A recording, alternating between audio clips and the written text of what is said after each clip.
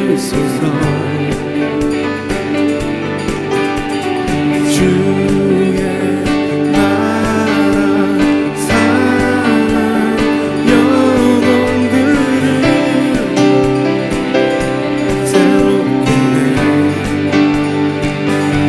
주님을 볼 때 나에게 힘주시네. 주님 안에 모든 두려움 사라져 호산나 호산나 구원의 주 하나님 찬양 받으실 주님 호산나 호산나 내 안에 임하셔서 주님의 뜻 이루소서.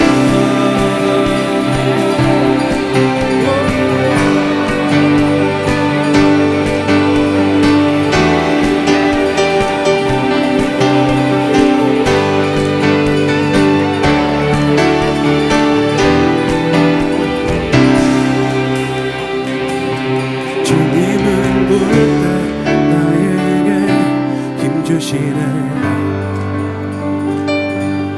주님 안에 모든 두려움 사라져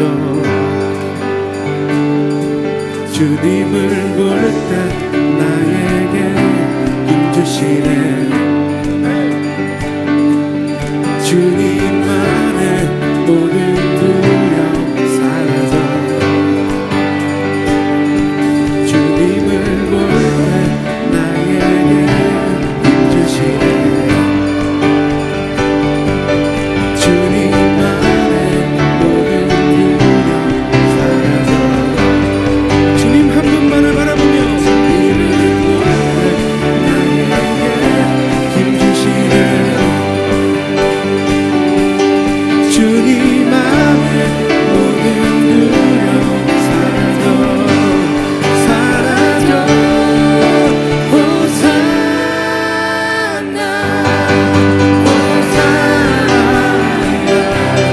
구원의 주 하나님 찬양 받으실 주님 호산나 호산나 내 안에 임하셔서 주님의 뜻 이루소서. 호산나 호산나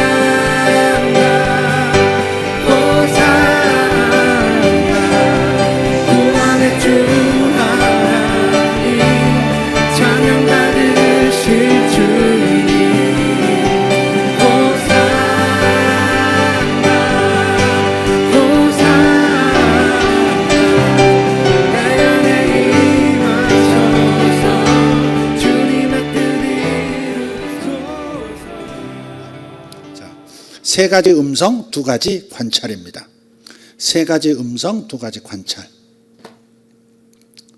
자, 이 사람의 변화 그리고 나의 삶에서 잘됨의 축복이라고 하는 것은 충격이 있어야 되는 거예요. 사람이 변한다는 것, 삶이 변한다는 것, 또 내가 잘되는 쪽으로 나아가게 된다는 것, 이것은 건강한 두 가지 충격이 있어야 돼요. 하나는 내부 충격이고 하나는 외부 충격이에요. 그래서 이 내부 충격과 외부의 충격을 통해서 이루어지는 것입니다. 그럼 내부 충격은 뭐냐? 그것은 내 안에 계신 성령님과 나의 거듭난 영의 음성을 듣는 겁니다. 사실은 둘로 나눠서 이렇게 표현했지만 성령님과 내 영이 하나가 되어 있기 때문에 물과 커피가루가 만나서 마시는 커피가 되었듯이 성령님과 나의 영이 하나로서 하나가 되었습니다. 그렇다고 해서 내가 신이 되었다거나 성령 하나님께서 인간의 영이 되었다거나 그런 건 아닙니다. 분명히 조물주는 조물주이시고 피조물은 피조물이지만 하나로 움직이는, 완전체로 같이 움직이시는 그런 상태가 되어 있습니다. 그러니까 내 영 안에는 성령님이 좌정에 계시는 겁니다.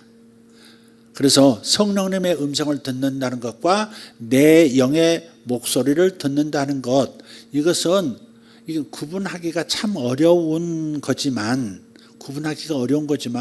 그러나 대개는 같은 목소리로 동일한 목소리로 나온다, 그렇게 생각하시면 되겠습니다.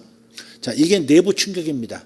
성령님의 음성을 듣고 나의 영으로부터 흘러나오는 나의 목소리를 들을 수 있어야 합니다.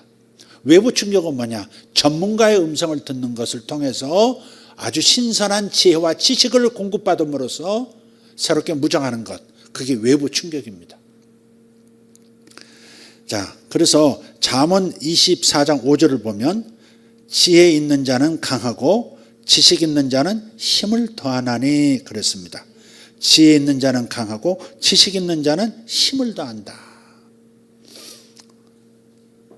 자, 우리는 구체적으로요, 세 가지 음성을 경청함으로써 천상, 세상, 시대, 현장의 지혜와 지식을 얻을 수 있습니다. 천상의 지혜와 지식, 세상의 지혜와 지식, 시대의 지혜와 지식, 현장 속에서 나오는 지혜와 지식을 얻을 수 있는 거예요.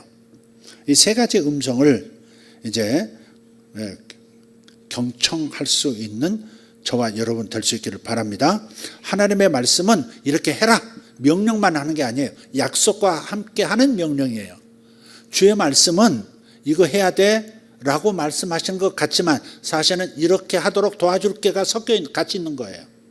주님의 말씀은 이렇게 하라, 충성하라 했으면 충성하라는 말씀을 들을 때 충성해야 된다는 의지도 생기지만 충성할 수 있는 능력도 주어지는 거예요. 그러니까 명령은 약속과 함께 가는 거예요. 그러니까 하나님의 말씀을 이렇게 하거라, 이렇게 말씀하셨다고 해서 내가 해내야 한다라고만 생각하지 말 것. 내가 해내는 것이 아니라 이렇게 하라 하신 하나님께서 이렇게 할 수 있는 힘도 지금 주신다, 이렇게 믿으면서 들으라, 이 말이에요. 할렐루야. 네. 자, 첫째는 성령님과 내 영의 음성입니다. 우리 하나님의 깊은 것까지라도, 하나님의 모든 것, 심지어 깊은 비밀의 지식까지도 통달하시는 분이 성령 하나님이세요. 하나님 아버지께서 세워놓으신 모든 계획, 알파부터 오메가까지 다 성령 하나님과 공유하고 계세요. 그래서 하나님의 깊은 것이라도 통달하시는 그 성령님을 우리의 멘토로 모셔야 되는 거예요. 우리의 코치로 모시고, 우리의 컨설턴트로 모시고, 할렐루야, 우리의 파트너로 모셔야 할 줄 믿습니다. 고린도전서 2장 10절 11절을 보겠습니다. 같이 읽습니다. 오직 하나님이 성령으로 이것을 우리에게 보이셨으니 성령은 모든 것 곧 하나님의 깊은 것까지도 통달하시느니라. 사람의 일을 사람의 속에 있는 영 외에 누가 알리요? 이와 같이 하나님의 일도 하나님의 영 외에는 아무도 알지 못하느니라. 그러니까 우리는 굉장히 거듭난 사람은 굉장히 유리한 조건을 장착한 거예요. 내 영은 나의 모든 속 사정을 다 알아요. 내 잠재의식에 있는 조각 생각들, 감정들도 다 알고 있어요. 내 영은. 내 의식은 내 무의식 속에 있는 생각들, 상처들, 좋아하는 것들, 한번 스치고 지나갔던 일들까지도 내 무의식 안에 담겨 있는데, 그 무의식 안에 있는 것을 내 의식은, 현재 의식은 알 수가 없어요. 마치 해변에서 작은 이런 반짝이는 이런 큐빅 하나 이렇게 찾아내려고 하는, 잃어버린 큐빅을 찾아내려고 하는 것과 같은 거예요. 찾을 수가 없어요. 무의식을 레브, 마음이라고 하는데 히브리 말로 바다라는 뜻이 바다. 바다하고 사람의 마음하고 같은 단어를 써요. 레브, 바다, 마음, 그렇게 써요. 그러니까 바닷속을 들여다보려고 하는 것처럼, 볼 수도 없는 그 깊은 바닷속을 들여다보려고 하는 것처럼 사람의 무의식은 알 수가 없어요. 현재 의식으로는 알 수 없어요. 그러나 거듭난 나의 영은 다 안다는 거예요.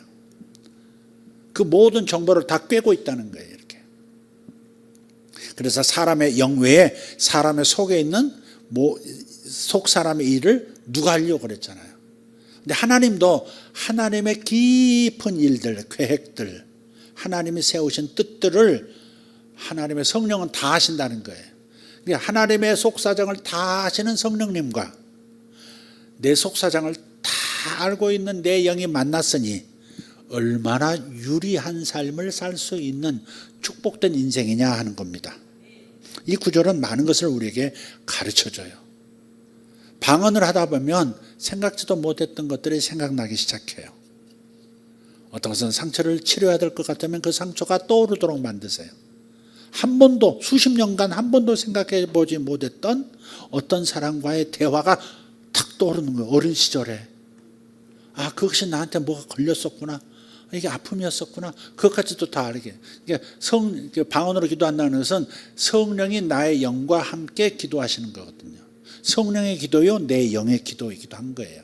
그래서 내 속사정을 싹 드러내서 성령의 주관 아래서 싹 드러내서 치료도 하시고 또 강화시키기도 하고 하시는 거거든요. 어쨌든 성령님과 내 영의 음성을 들을 수 있어야 합니다. 할렐루야. 성령님은 만물을 새롭게 하시면서 당신의 자녀들을 왕같은 제사장으로 만드시는 그 방향으로 우리의 내부와 외부를 변화시켜 가십니다. 이런 성령님의 음성을 감지할 수 있도록 우리는 성령님과의 관계를 계속해서 발전시켜 나가야 되는 거예요. 구체적인 방법, 성령님과의 관계를 발전시켜 나가는 구체적인 방법은 기도와 말씀과 묵상이죠. 하나님의 말씀을 묵상하는 거예요. 그리고 그 말씀을 가지고 기도하는 거예요. 말씀을 듣고 말씀을 묵상하고 또 기도하는 거예요. 이 트라이앵글 안에서 움직이면 성령과 깊은 관계를 맺을 수가 있고 발전된 관계로 나아가게 돼요. 그러면 천상의 음성, 세상의 음성, 그리고 시대가 말하는 음성, 현장의 지혜와 지식들을 다 얻을 수 있는 거예요. 자, 그래서 기도와 말씀과 묵상을 통해서 성령님의 음성을 들을 수 있다는 이 말씀을 굳게 붙드시기를 바랍니다. 자, 세 가지 음성 중에 첫 번째 성령님과 내 영의 음성입니다. 두 번째는 전문가의 음성입니다. 지혜로운 사람을 만나면 지혜를 얻는다고 잠언서 13장 20절에서 말씀합니다. 같이 지혜로운 자와 동행하면 지혜를 얻고 미련한 자와 사귀면 해를 받느니라. 오늘 잠언서 말씀을 여러 번 인용할 거예요. 다양하게 인용할 거예요. 그러니까 성경 구절을 설교하면서도 무지하게 말하는데 굳이 앞에다가 또 본문 이렇게 할 필요가 있겠어요, 없겠어요? 네. 그런 바르는 삼가해 주시기를. 네. 집에서 듣고 있겠지만 지금 몸이 아직 안 나가지고 오늘도 지금 생전 예배는 안 빠지는데 집에서 예배 드리겠다고. 그러니까 왜 본문을 안 말하느냐 그런 말을 발설을 하면 뭐 아픈 것도 길어집니다. 그러니까 조심하시기를 하올라. 네. 자, 둘째는 뭐라고요? 전문가의 음성이에요. 지혜로운 자와 동행하면 뭘 얻어요? 지혜를 얻고 미련한 자와 사귀면 해를 받는데요. 하여간 미련한 자하고 사귀면 안 돼. 어리석은 자와 사귀면 안 돼. 어리석다는 것은 하나님을 무시한다든지 하나님을 등진다든지 하나님의 말씀에 무지하다든지 하나님이 나아가시는 방향도 모르는 사람들, 그 미련한 사람들이죠. 그런 사람들을 만나면 해를 받습니다.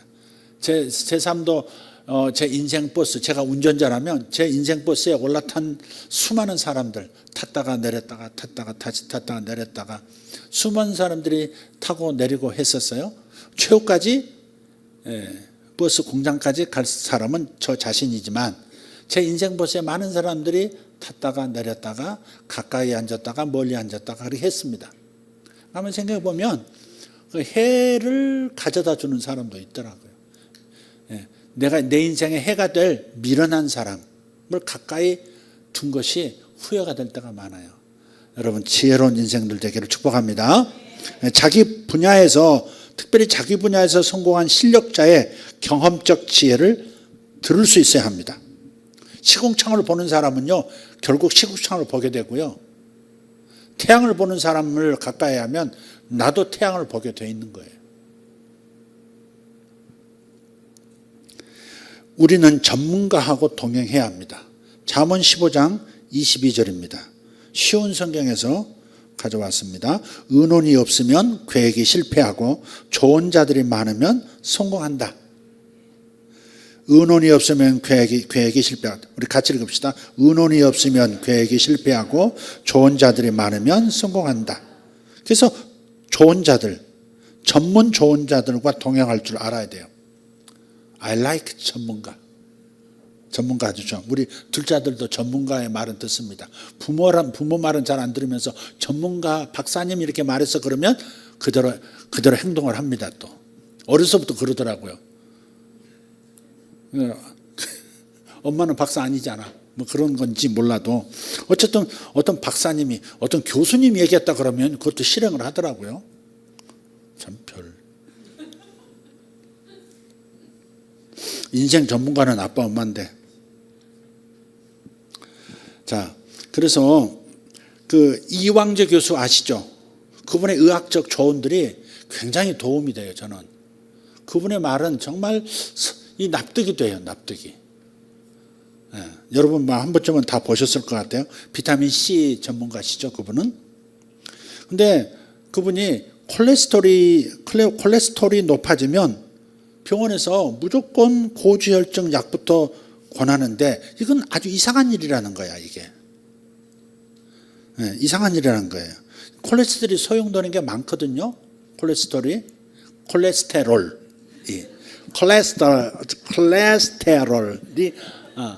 이게 세포의 막을 안정적으로 만들어주고요. 또 유연하게 만들어주거든요. 세포막은 콜레스테롤이 있어야 되거든요. 그리고 또 지방을 또 이렇게 소화시키는 이 담즙산이라고 그러죠. 그것도 콜레스테롤이 만드는 거고. 여러 가지 많아요. 눈의 망막에도 그렇고. 또 이제 또 이 호르몬을 합성시키는데도 콜레스테롤이 필요하고요. 비타민 D를 생성할 때도 콜레스테롤이 필요합니다. 근데 이 콜레스테롤은 간에서 만든다고 하죠. 간에서. 그래서 간은 콜레스테롤의 양을 콜레스테롤 맞나요? 뭐 자꾸 점점 말할수록 틀린 것 같아. 콜레스테롤이죠. 콜레스테롤인데 내가 잘못 지금 여기다 적어가지고 그 양을요 자동적으로 조절을 하게 시스템이 되어 있는 거예요. 어디에 콜레스테롤이 또 많이 필요하다 그러면 간에서 더 많이 만들어내는 거예요. 그게 좀 너무 많다 그러면 줄이고요.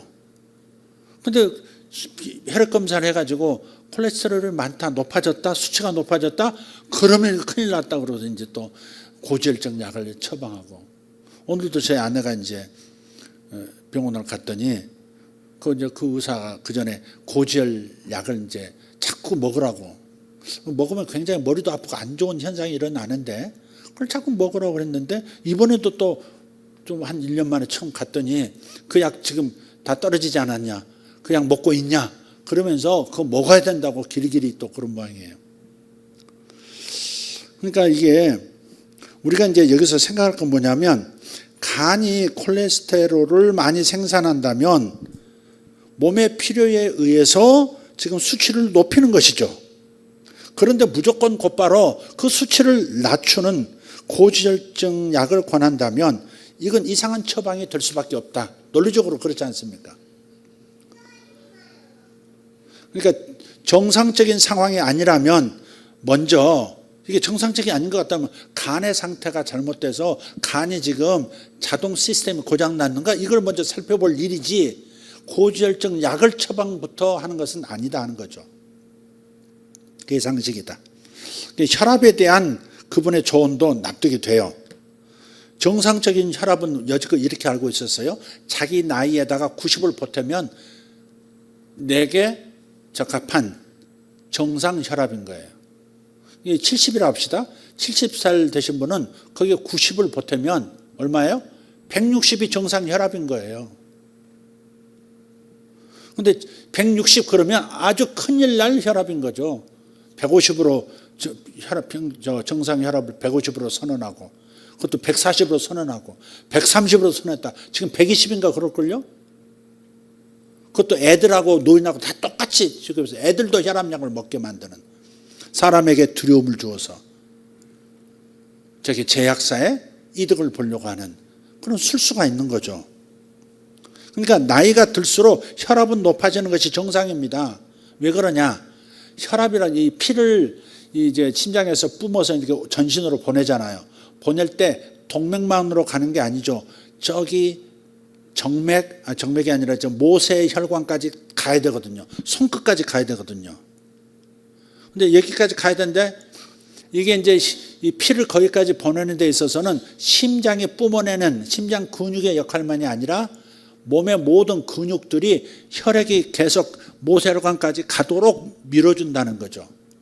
근데 나이가 들면 들수록 근육량이 줄어들고 근육에 힘이 없어지니까 심장의 힘만으로는 모세혈관까지 못 가는 거예요. 못 간다면 산소도 거기까지 못 가는 거고 영양도 거기까지 못 가는 거죠.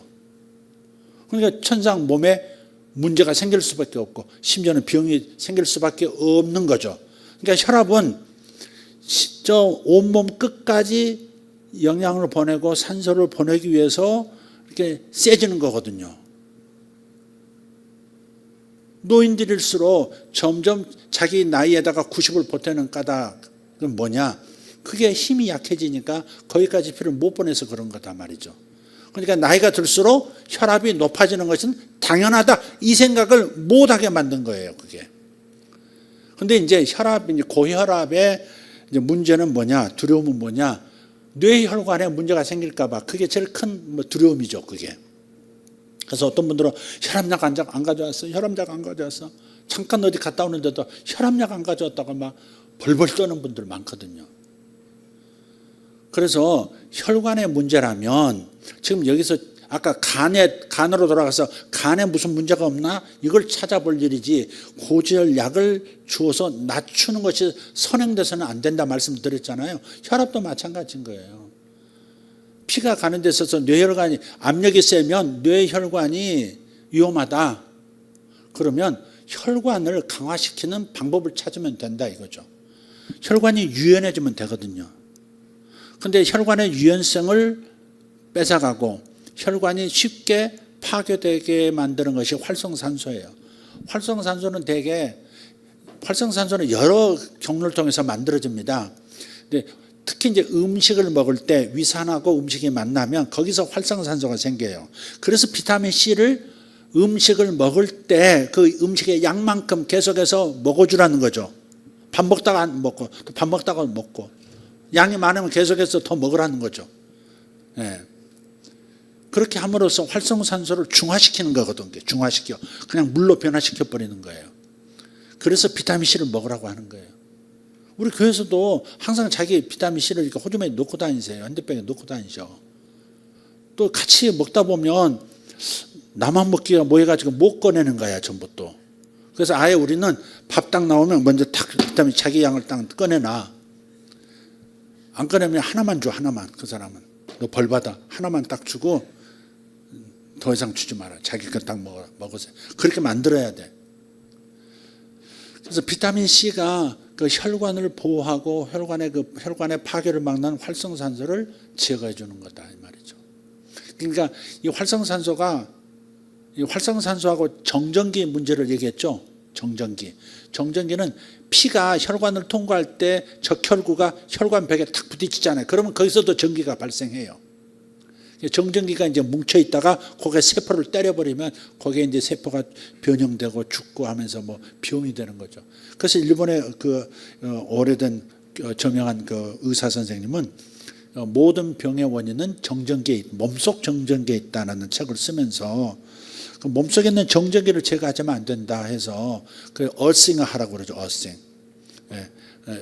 발을 흙에 이렇게 대는 거, 지구에 접촉하는 거. 그것도 필요하고 그게 안 되면 이렇게 구리선으로 연결해서요 집안 그 고층에서도 그 꽂아 놓으면 이렇게 연결돼서 이렇게 정전기를 쫙 뽑아가는 딱 빠져나가게 하는 그런 그 간단한 기구도 만들어져 있습니다. 여러분 검색해 보시면 되겠고, 잘 모르셨으면 저 최재욱 집사님한테 물어보면 아마 그 구입할 수 있는 곳을 알려줄 거예요. 정전기 빼는 거, 활성산소 제거하는 거, 이 두 가지를 꼭 하시라는 거예요. 꼭 하셔야 돼.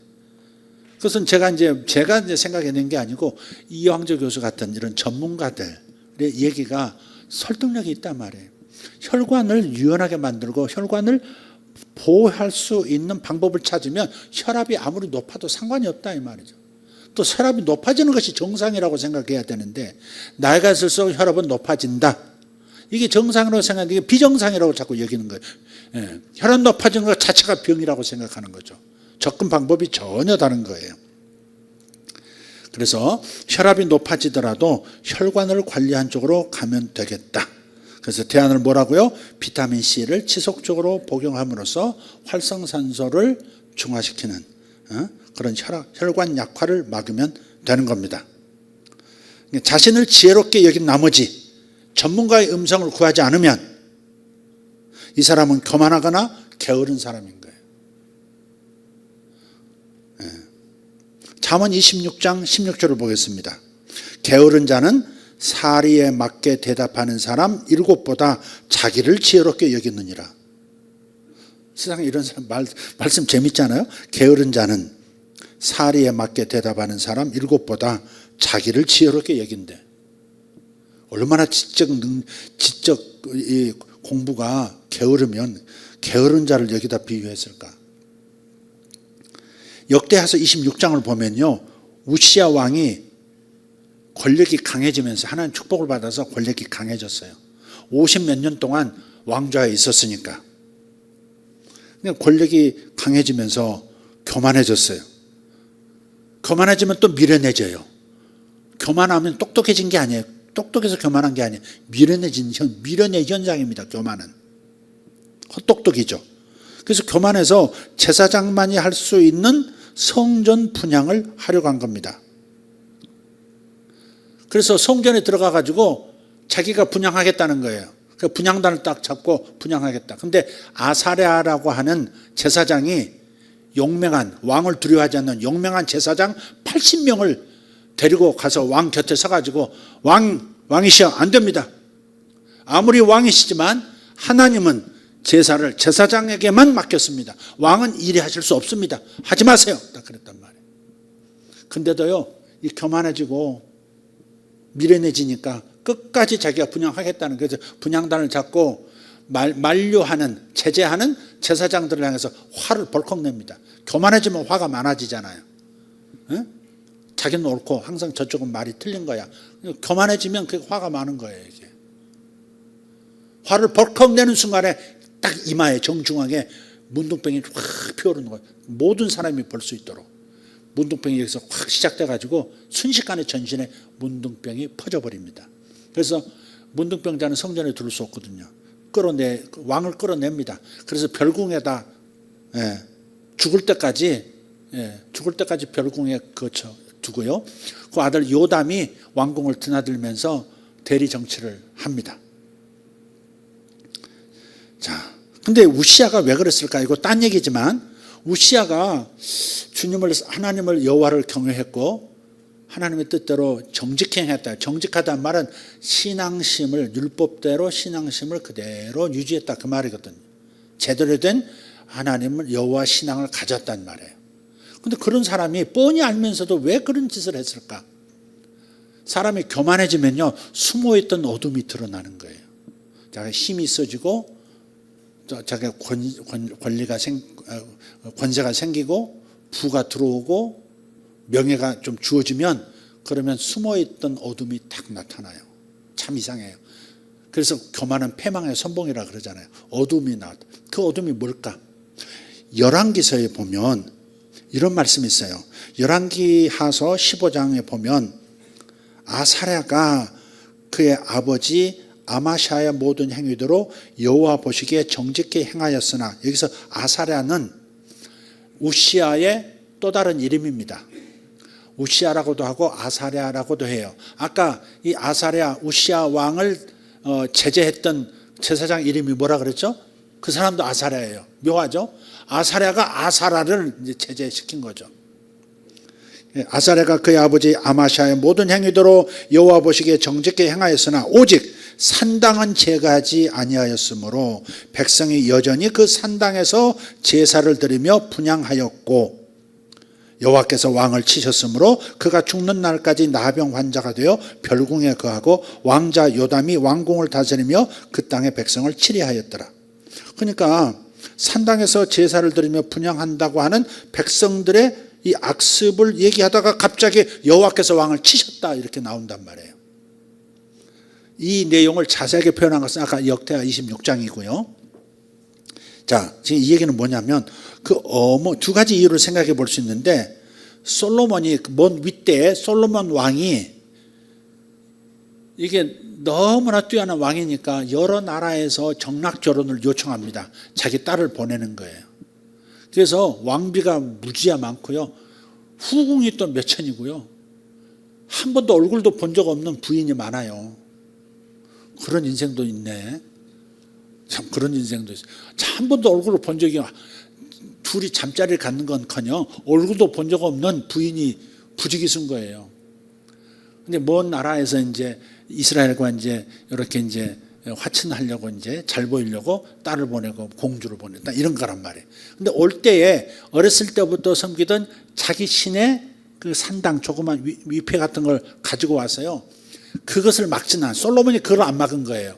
그래서 예루살렘 가보면 예루살렘 성이 있는 여기 산이 있고요. 그 건너편에 그 골짜기 건너편에 감람산이 있어요. 감람산. 솔로몬 시대에 그 감람산 쪽에 수많은 이방 신들의 산당들이 쭉 뭐라 할까 인왕산 그 근처에 그 옛날 달동네처럼 수많은 산당들이 있었던 거예요.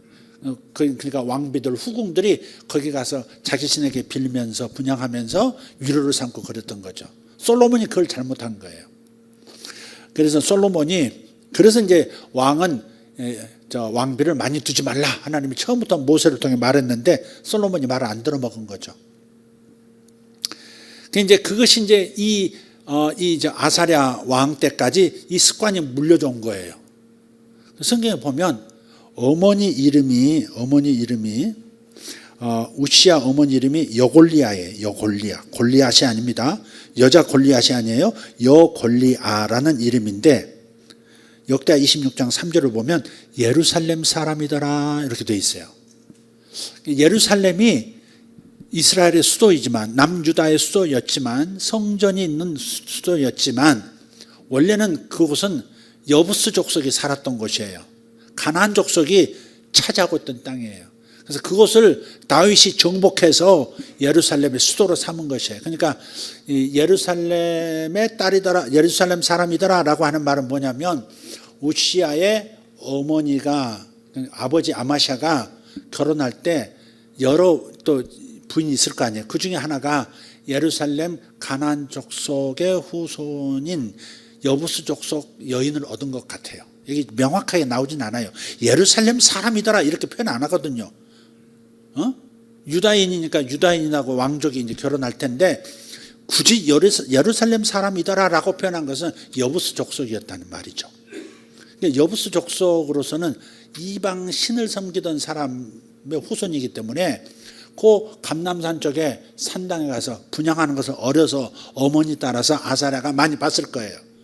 그러니까 여러 가지 하나님 뜻대로 모든 정책을 펴면서도 산당은 제가 안 한 거, 그것은 어머니의 영향이었을 겁니다. 어머니가 섬기는 신이 있어. 나는 여호와 하나님을 섬기지만 아버지의 신앙을 이어받아 여호와 하나님을 섬기지만 어머니의 신을 무시할 수는 없는 거지. 어려서 보았던 이방 신들을 섬기는 사람들은 분향을 제사장이 하잖아요. 자기가 직접 하죠. 우리 제사 지낼 때도 누가 해요?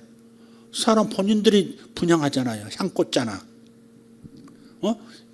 세상 사람들 장례식장 가보세요. 분향 다 이렇게 해서 꽂잖아요. 그러나 이스라엘 성전 제사는 제사장만 분향할 수 있는 거거든요. 그런데 이 우시야는 어려서부터 어머니가 분향하는 것, 직접 분향하는 걸 봤고, 이렇게 하는 것도 나쁘지 않은데 이게 더 감동적이지 않아? 자기가 직접 분양하는 게 아마 이런 것이 자리 잡았을 가능성이 있었고, 그러다 자기가 권력을 잡고 백성의 신망을 얻고 부국강병을 하고 나니까 교만해져서 자기 속에 숨어있던 어두운 어머니 그림자가 나온 가능성이 매우 많습니다.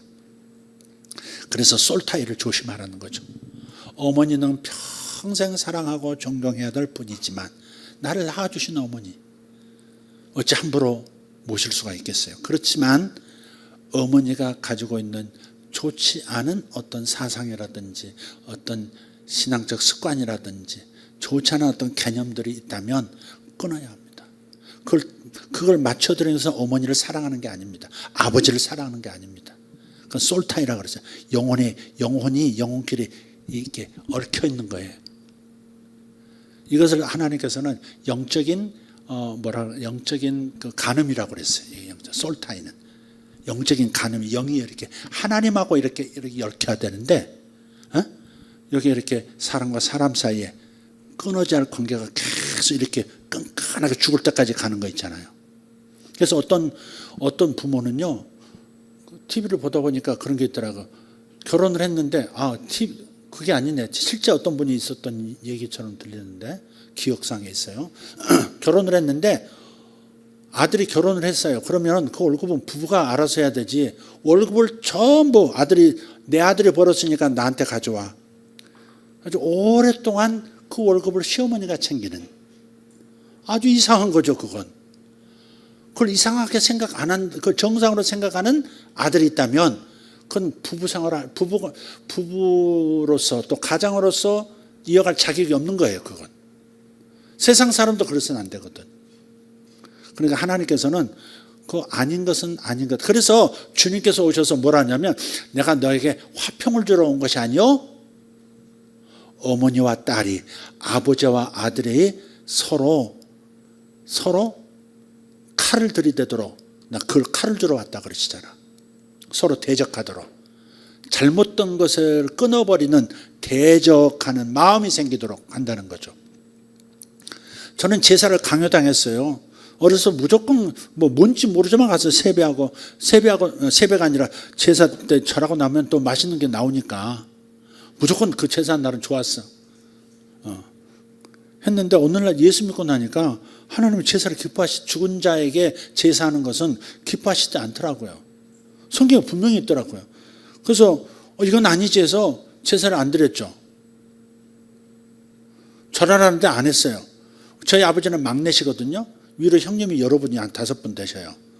근데 막내 동생의 장남이 절을 안 하니까 집안이 난리가 났지. 애를 어떻게 교육시켰길래 어떻게 저런 싹이 저렇게 있냐 이러면서 이제 난리가 났죠. 나중에는 타협을 해오시더라고. 큰아버지들이 너가 예수 믿는 건 좋은데 절은 안 해도 좋으니까 그냥 뒤에 서 있어라. 제사 모시는데 뒤에 넌 서 있어. 절하지 말고 서 있어. 서 있기만 해. 그런데도 안 갔어요.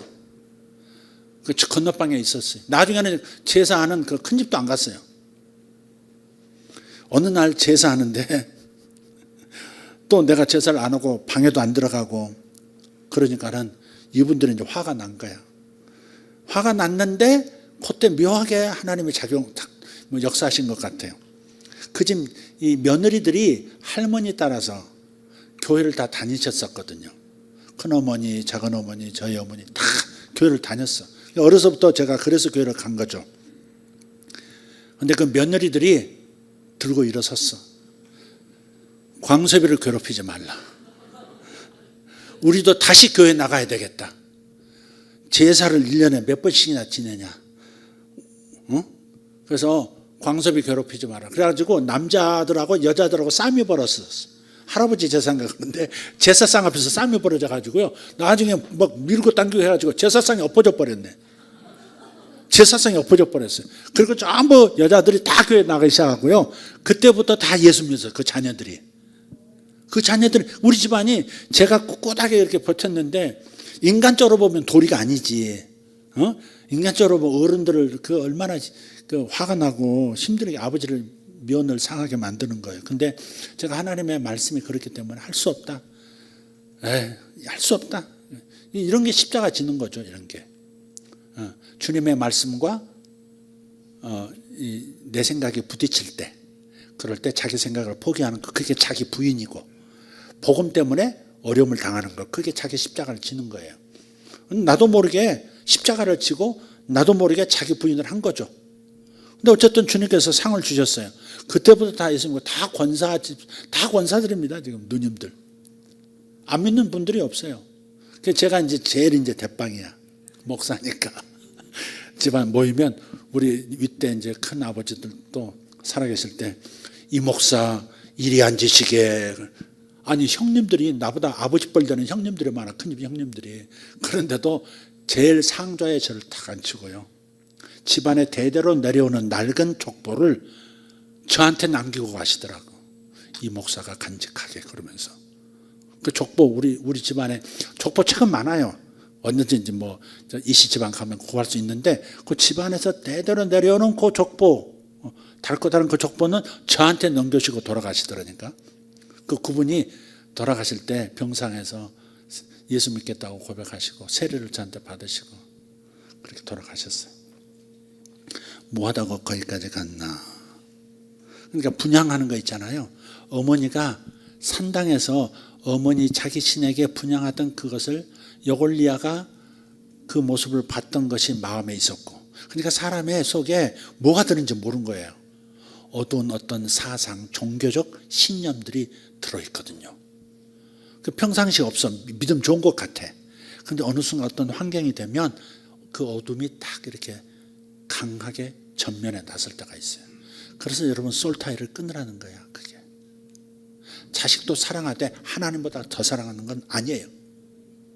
자식이 얼마나 이뻐요. 자식이 얼마나 이쁘냐고. 얼마나 자식이 사랑스러우면 왼수 같은 놈들 이렇게 말을 할까. 왼수라는 표현은 너무 사랑하다 보니까 너무 가슴이 아픈 거지. 그래서 왼수라 그러는 거지. 그런데 하나님보다 더 사랑하면 안 되는 상황을 하나님이 가끔 만드세요. 그러니까 하나님이 손으로 보시면 아파요. 그러니까 스스로 그걸 끊어내야 돼. 이렇게 끊어내. 너보다 하나님이야. 아내보다 하나님이야. 남편보다 하나님이야. 어머니보다 아버지보다 하나님이야. 하나님의 말씀이 더 중요해. 안 그러면 자기 스스로 끊어내질 않으면 그럼 하나님이 칼을 주신다니까. 이상하게 대적할 수밖에 갈라질 수밖에 없는 어떤 상황이 생겨버려요. 그렇게 효도하던 자식인데요. 어느 날 원수처럼 뭐 집에도 안 가고 막 그러는 경우도 생기더라고요. 칼을 주시는 거죠. 칼을. 스스로 못 끊어내니까. 할렐루야. 여기까지 너무 진지하게 깊이 들어갔습니다. 그래서 우리가 중요한 일이 시작되기 전에 전문가의 음성을 구한다면 이는 지혜로운 사람이다. 그 80명의 조언자의 말을, 성전 제사 전문가의 말을 우시아가 들었어야지. 안 들으니까 문둥병으로 평생을 마지막을 그렇게 보내버리잖아요. 자, 잠언 20장 18절. 경영은 의논함으로 성취하나니 지략을 베풀고 전쟁할지니라. 중요한 일을 시작하기 전에 전문가의 말을 반드시 들어야 합니다. 이것이 지혜입니다. 이렇게 중요한 일을 시작하기 전에 전문가의 음성을 구한다면 이런 사람을 가리켜 지혜로운 사람이라 말을 하는 거고요. 문제가 터져서 전문가의 음성을 구한다면 그 사람은 보통 사람이고, 문제가 터져도 전문가의 음성을 구하지 않는다면 이건 아주 어리석은 사람이다. 그래서 잠언 15장 22절에 의논이 없으면 경영이 무너지고 지략이 많으면 경영이 성립하느니라 그랬습니다. 겸손한 사람이라면 자신의 한계를 인정하고 전문가의 음성을 얻고자 구할 것입니다. 저희 집이 이제 몇 년 살다 보니까 그런지, 그러니까 바깥 이제 그 꼭대기층에 있으니까 이렇게 테라스가 있으면 테라스에서 이제 오래되니까 균열이 생기고 물이 이렇게 스며들어 가지고 아랫집에 이제 누수가 생긴 거예요. 근데 어떻게 할 방법이 없어. 남영진 집사님이 듣고서 또 뭐 평창에서 또 실리콘을 쫙 이렇게 가져와가지고 쫙 빈틈 쫙 이렇게 한번 일단 손을 봐줬어요. 비가 와도 새진 않더라고요. 아랫집이 안 샌다고 그러더라고요. 그래도 원인을 근본적으로 없애야 되잖아요. 그래서 오늘은 이제 전문가를 이제 불렀죠. 전문가를 불렀는데 그 테라스만이 문제가 아니고 붙박이, 원래부터 있던 붙박이 냉장고를 띄어서 이렇게 벽을 보니까 여기 중간에 파이프가 터져 있는 거예요. 그래서 거기서도 물이 흘러가지고 그 부엌 쪽에 이런 마루가 다 썩은 거예요. 이제 이 색깔이 변색되고 이상해요. 그래서 또 이게 마루짝 하는 전문가 불러가지고 오늘 쾅쾅쾅 하면서 마루짝 뜯어내고 새로 이제 시공하고 또 아랫집 벽지도 이제 새로 벽지도 와서 다 전문가들이에요. 전문가의 도움을 구하자. 그건 내가 하려면 아주 어려워요.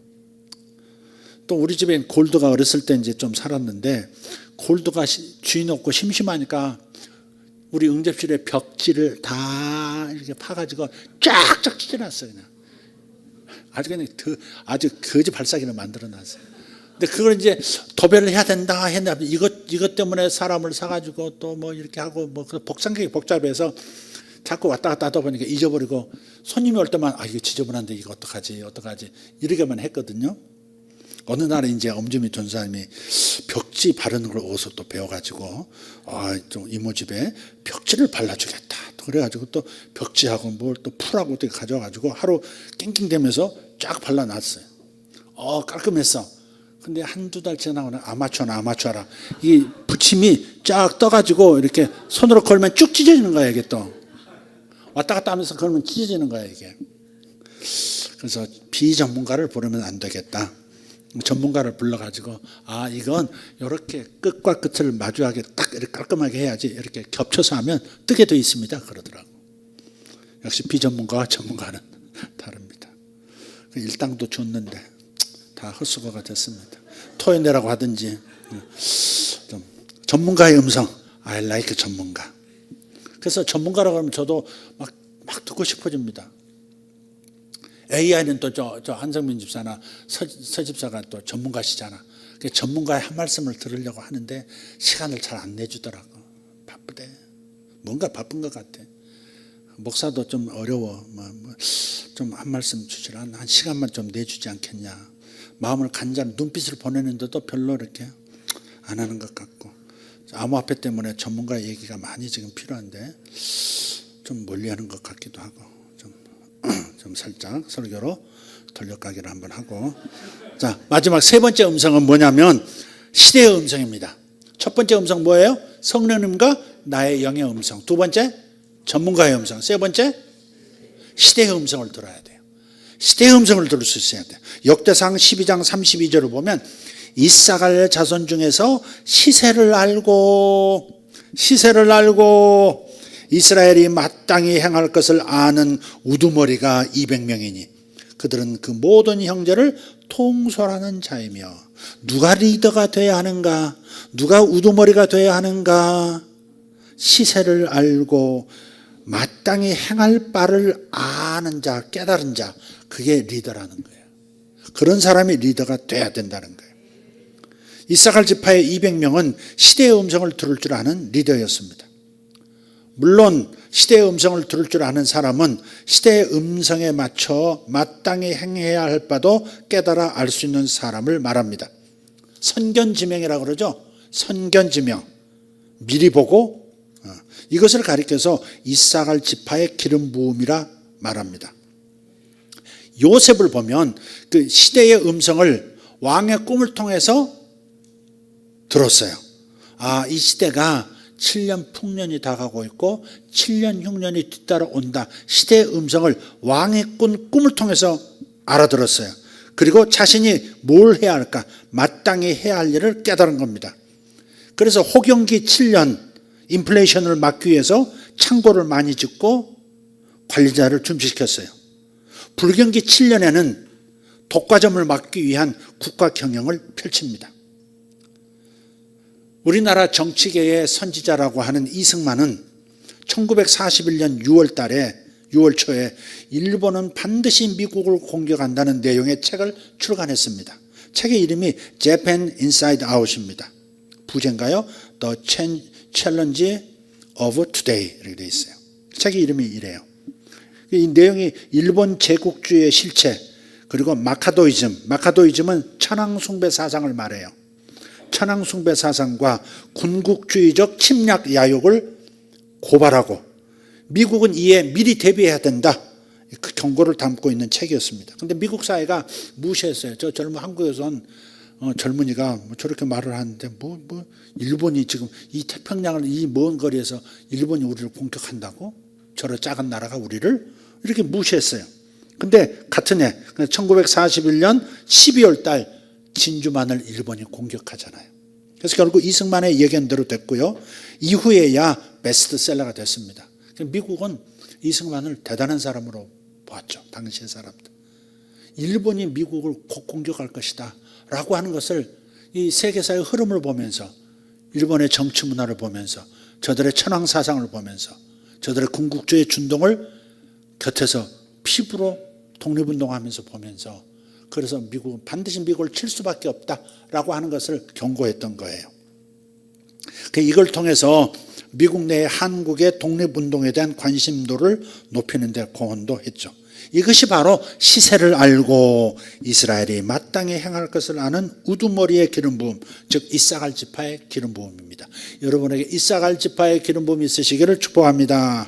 시대의 음성을 들을 수 있기를 바랍니다. 그런데 시대마다 음성이 다 달라요. 지금은 디지털 시대라고 그러죠. 디지털 시대의 특징은 기술 융합입니다. AI하고 인공지능하고 로봇이 어때요? 융합합니다. 그래서 이런 시대, 이런 4차 산업이 발전하는 이 시대에는 거래하는 화폐도 달라질 수밖에 없어요. 디지털 화폐가 그래서 등장하는 거예요. 종이에다가 가치를 입혔다면 이제는 디지털에다가 정보에다가 가치를 입히는 거예요. 이게 암호화폐죠. 이게 디지털 화폐예요. 제가 이 코인을 이렇게 제가 하게 되고 권장하게 됐냐면 AI와 인공지능과 로봇이 결합한 세상이 곧 오리라는 것을 많은 사람들이 이야기하고 있고 이미 부분적으로 세상에 나타나고 있고 엔디비아 그거 보십시오. 그 회장 나와가지고 로봇이 인공지능이 장착된 로봇이 나와가지고 같이 막 움직이는 그런 걸 보셨을 겁니다. 군무추고 막 이러는 걸. 예. 엔디비아가 넘버원 했었잖아요. 주식에서. 근데 그렇다면 이런 디지털 기술 융합의 시대라면 그러면 거래하는 화폐도 달라지겠다라는 데서 착안을 해서 그래서 이 암호화폐를 들여다보기 시작한 겁니다. 근데 하나님의 은혜로 들여다보는데 불과 한 주 만에 이 리플이라고 하는 이 XRP라고 하는 이 코인이 그냥 이 가격 보고 매수하는 그런 코인이 아니라는 걸 내가 발견했어요. 이건 굉장한 목적을 가진, 굉장한 기술을 가지고 있는, 그리고 인프라가 굉장히 단단하게 치밀하게 오래전부터 준비되어진, 그 다음에 그 리플 회사의 초기 투자자를 이렇게 검색해 보니까 거기에 보니까 그 뱅가드, 세계 최고의 이 최대 투자 회사죠. 뱅가드하고 블랙록이 거기 투자를 많이 했고, 유대인 중에서 유대인 그룹인데 8.7%인가를 그래서 15조를 초기 자금으로 모았는데 그 중에 8.5%가 유대인이 들어가 있더라고요. 그래서 아예 처음부터 이 리플이라고 하는 코인이 세상을 움직이는 가장 중요한 시스템의 핵으로서 준비되고 있었구나, 왕자였구나, 그렇게 알고요. 제가 그래서 이런 표현도 했습니다. 그림도 챗GPT한테 이렇게 요청을 했는데, 비트코인이라고 하는 것은 온 세상 사람이 암호화폐 시장으로 눈을 돌리고 그 시장으로 몰려들게 만드는 역할을 했다면, 그러니까 다른 말, 웜홀이라면 웜홀을 통해서 다른 은하계로 딱 들어가 보니까 거기는 황제가 따로 있더라. XRP라고 하는 것이 머리에 금을 딱 이렇게 황관 크라운을 쓰고 있더라. 그런 그림을 만들어 달라고 했는데 멋있게 만들더라고요. 저한테 있습니다. 원하는 분 내가 보내드릴게요. 그래서 제가 우리 예수세계교회 그 코인 포트폴리오는 비트코인, 그 다음에 이 XRP, 리플이라고 하는 XRP, 그 다음에 시바이누 셋밖에 없습니다. 제가 여러분에게 권한 건 셋밖에 없어요. 다른 코인이 다 쓸모없다가 아니라 좋은 코인들 많지만, 가치가 있는 코인 많지만, 기술 많지만, 그러나 제가 여러분에게 권한 것은 셋뿐입니다. 다른 거 가지고 저한테 시비 걸지 마세요. 도지 가지고 나지. 도지도 좋은 코인이라고, 민코인이긴 하지만 그건 가치가 있습니다. 어쩔 수 없어요. 도지는 어쩔 수 없고, 시바이누가 도지보다 더 나을 수 있습니다. 여러분, 저번에도 말씀드렸나요? 그 미국의 최대 코인 거래소인 이 뭐죠? 그 이름 뭐죠? 코인베이스인가요? 네, 코인베이스가 준비금이 있어. 문제가 생겼을 때 지불할 준비금이 시바이누가 20%가 있더라고요. 시바이누로 준비해 놨어. 코인 회사가 문제가 생겼을 때 그걸 지불할 능력, 준비금, 그게 시바이누가 20%가 들어가 있더라고. 바이낸스도 들어가 있고, 유명한 그 코인 회사죠. 그러니까 심지어 누구죠? 미국 대통령 트럼프도 2조 개나 가지고 있다는 말도 있어요. 근데 이 시바이누라고 하는 코인은 아프리카의 저 가난한 사람들도 소유할 수 있도록, 그래서 아주 0.001원 뭐 이런 식으로 아주 뭐 싼 가격으로 만들어진, 수조 개로 이렇게 해서 만들어진 것이기 때문에 그래서 지금 그 가격이 싸기 때문에 접근도가 이제 좀 좋은데, 지금 이제 그런 말이 나오고 있어요. 현재 남은 모든 코인을 소각하면, 없애버리면 이 코인 0.001원씩에 샀던 그 코인이 1달러도 될 수 있다고. 근데 세상의 모든 사람들, 가난한 자들도 코인을 사용할 수 있도록 한다는 목표를 가지고 있기 때문에 아마 전체를 소각하는 건 쉽지 않지 않겠나. 그럼 1달러가 가지 못한다는 거죠. 1달러 안 가고 1원만 가도 괜찮아요. 지금 이렇게 산 사람은 1억 된 겁니다. 몇십만 원 가지고 이렇게 산 사람은 1억 원 갖는 거예요. 그러니까 여러분, 지금 이 상황은 제가 자꾸 말하면 이상하기 때문에 이상한 분위기가 될까 봐 말을 안 하는데, 여러분 지금 이 포트폴리오 안에 들어온 분들은 복 받으신 겁니다.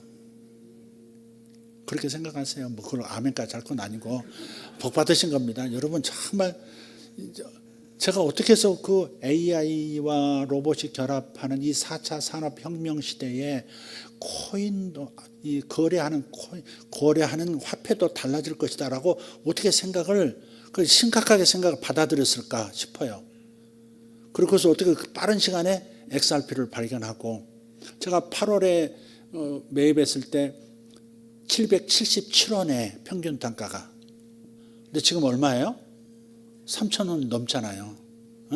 그 5,000원 가까이도 갔다가 떨어졌습니다만은 그래요. 그러면 생각해 보세요. 그래서 성도들도 뭐 그런 동전 가격대에서 산 분들도 많고, 그러니까 정말 그러고 나서 11월 달에 이렇게 수직으로 올라갔잖아요. 몇천 원대로. 그러니까 우리가 복 받은 거예요. 복 받은 거. 하나님 복을 주신 거예요. 요셉의 14년에 하나님께서 편승하도록, 막차 타도록 만들어 주신 거예요. 우리가 큰 거부는 되지 못해도 그야말로 설국열차 맨 꼬리칸에는 탄 거야. 앞대가리는 전부 은행이고 뭐고 기관들이 이제 거대한 회사들 만든 이걸 설계한 세력들이 다 가져가는 거고, 1등 칸은 우리는 꼬리칸이라도 감사하지. 탔잖아. 지구가 멸망하는데 설국열차 꼬리칸이라도 탔잖아. 그러니까 여러분 아주 잘 선택하신 거라고 생각하시면 됩니다. 시세를 알고 얘기하다 보니까 좀 폼 좀 잡아봤습니다. 디지털 시대의 특징이 뭐라고요? 기술 융합이에요. 영역을 또 파괴하는 거예요. 민주화예요. 중국 같은 나라는 이 민주화가 안 되기 때문에 디지털 시대에 도태될 수밖에 없습니다. 아직은 가시적으로 크게 안 나타났지만 중국은 어쩔 수 없습니다. 저건 민주화가 안 되면 저건 큰 나라가 뭐 1등 국가 될 수 없습니다. 저건 끝났습니다. 민주화가 디지털 시대의 음성이에요. 이게 무한 확장도 마찬가지. 예를 사물 인터넷이라든지 메타버스라든지, 메타는 초월한 그런 뜻이고 버스는 유니버스라는 뜻이죠. 그러니까 가상세계를 말하는 거, 가상현실, VR, 가상현실, 증강현실, AR 이런 거, 이런 시대가 이제 열리는 거죠. 이게 디지털 시대의 음성이에요. 이게 이걸 무시하면 안 돼요. 시대의 음성을 들어야 합니다. 듣지 않는다면 도태되든지 21세기형 노예로 전락합니다. 동물농장이라는 그 소설을 보면 그건 예언서 같습니다. 예언서. 세상을 움직이는 보이지 않는 세력들은 세상의 모든 사람들의 돈을 가치 없게 만들어서 쫙 빨아들이고 부자들은 초부자가 되고 대부분은 그냥 서민이 아니라 그냥 정부에서 평생 소득 주면서 정부에서 주고 대기업에서 주는 그런 소득 받고 사는 그러한 동물 세계처럼 만들려고 하는 의도가 분명히 있습니다. 음모론이라 할지 모르지만 분명히 있습니다. 중국에서 역대급 양적 완화가 시작됐거든요. 지금 관세 압박 받고 하면서 결국은 트럼프가 성공한 거예요. 그게 중국 돈 풀라는 거였거든요. 그래서 316조 위안이면 우리나라로 얼마나 될까? 역대급으로 돈을 지금 푸는 겁니다. 그러면 중국에서 기업에서 개인들이 돈을 받아가지고 뭐 할까? 중국을 믿고 안심하고 또 뭐 투자하고 공장 일으킬까? 그렇지 않을 겁니다. 그거 다 가지고 빠져나갈 수 있는 안전자산이라 생각되는 곳으로 이동합니다. 그게 트럼프의 목적이었다고 봅니다. 여러 목적이 있지만 트럼프의 목적은 중국이 위안화 절하하든지 절상하든지 뭐든지 그렇지만 어쨌든 돈을 많이 풀어서 그 가진 돈으로 뭘 해요? 금을 사든지 디지털 금을 사든지. 디지털 금은 그 비트코인 이런 메이저급 코인이죠. 전부 그리 넣어서 그 돈을 언제든지 외국으로 나가서 찾아 쓸 수 있도록 그렇게 할 겁니다. 중국도 깨어난 사람들이 많거든요. 중국 정부 안 믿거든요. 그러니까 풀려난 돈을 다 어떻게 될까? 그걸로 다 그 암호화폐 시장으로 넘어오는 겁니다. 지금. 그게 목표였던 거죠. 그게. 그리고 연준 파월 의장을 압박하면서 계속 괴롭혔죠. 트럼프가. 목적이 뭐예요? 돈 풀어라 이게. 양적 완화해서 또 돈 풀어라 이게. 돈 푼다는 것은 무슨 뜻이에요? 중국에서 어마어마한 돈이 풀렸어요. 그럼 중국만 속하는 얘기가 아니에요. 그건 자연히 전 세계에 영향을 끼쳐. 특히 가까운 우리나라가 영향받아요. 물타기 하는 거죠. 물타기. 여러분이 가진 10억이 7억이 되고 5억이 돼버리는 겁니다. 실제 가치가. 돈을 그렇게 많이 푼다는 것은 가치가 떨어진다는 얘기잖아요. 달러까지 미국에서 또 풀어보세요. 얼마나 우리가 집 한 채 있고 뭐 돈이 통장에 얼마 있으니까 나 아직 안심해 부자야. 아니요. 돈 가치가 없어지는 걸? 돈 가치가 없어지는 거예요. 그게. 전문가들 계신 앞에서 내가 좀 아는 척해서 좀 그러긴 한데 그냥 그렇습니다. 제가 이해하는 바는 그렇습니다. 가난해지는 겁니다. 이렇게 돈 쫙 푼 다음에 저걸 또 금리 올려가지고 싹 뽑아갑니다. 암호화폐 시장에 올렸다가 싹 팔고 딱 나가면 거기 투자했던 사람들 다 또 거지 되는 겁니다. 그런 식으로 양털 깎기를, 부추 깎기를 하는 거예요. 그게. 깎으면 또 부추가 또 자라잖아. 또 깎고 또 깎고.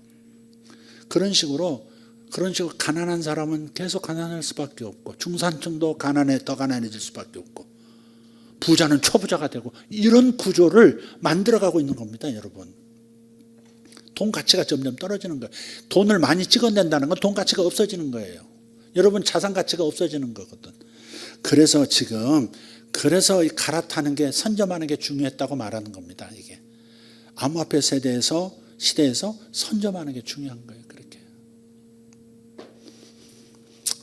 여기까지 해야 될 것 같습니다. 두 가지 관찰이 있는데 비슷한 얘기인데 그래도 조금 얘기는 하고 넘어갑시다. 10시가 됐네. 오추요. 여기까지 하겠습니다. 자, 그래서 시대의 음성 잘 들어야 된다는 거 세 개만 기억합시다. 두 가지 관찰은 다음 기회에 말씀하도록 하겠습니다. 성령의 음성 잘 들어야 합니다. 우리는 성령의 사람 돼야 합니다. 하나님이 제일 잘 아시죠. 시세를 아는 것도 하나님이 잘 아시죠. 그래서 하나님의 음성, 성령의 음성을 들어야 한다. 두 번째는 전문가의 음성 무시할 수 없다. 현실 속에서의 전문가의 음성 들어야 된다. 세 번째, 시대의 음성을 들어야 된다. 시대의 음성 듣지 못하면 뒤처진다, 도태된다, 그냥 21세기형 노예가 될 수도 있다 하는 얘기 들었습니다.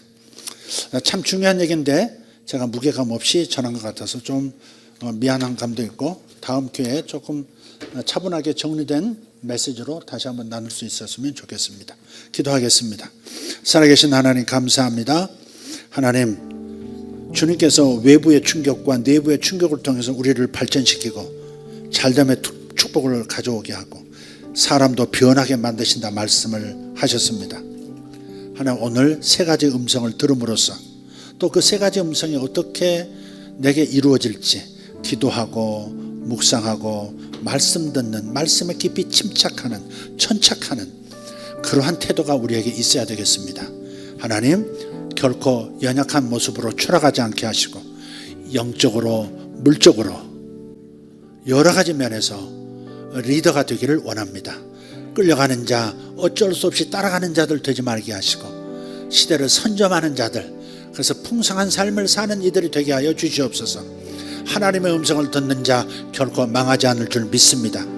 시대의 음성을 듣는 자 뒤처지지 않을 줄 믿습니다. 전문가의 음성을 듣는 자 실수하지 않을 줄 믿습니다.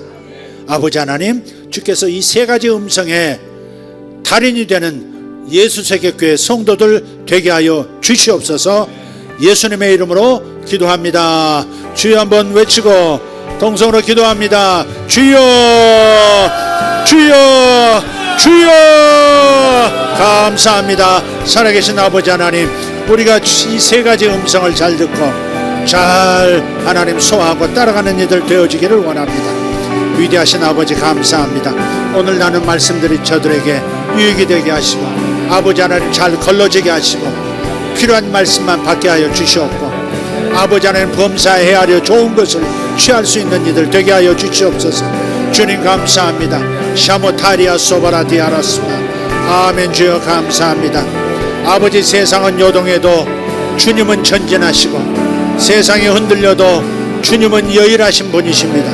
주님과 함께 동행하는 자 승리할 줄 믿고 아버지 풍성할 줄 믿습니다. 위대하신 하나님을 찬양합니다. 할렐루야.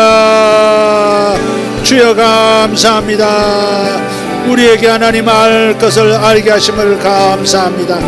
가로나마도라 틴나라디아라바 소라발라디아라바 오로카리안도로스마 살로테리안 사바라. 주여 감사합니다. 주여 감사합니다. 주여 감사합니다. 주여 감사합니다. 주여 감사합니다. 주여 감사합니다. 살아계신 우리 아버지여 감사합니다. 영화로우신 우리 아버지 하나님이여 감사합니다.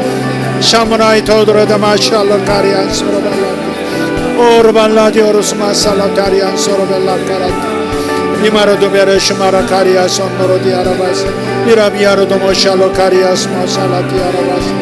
할렐루야, 할렐루야. 아버지여 감사합니다. 아버지여 감사합니다. 아버지여 감사합니다.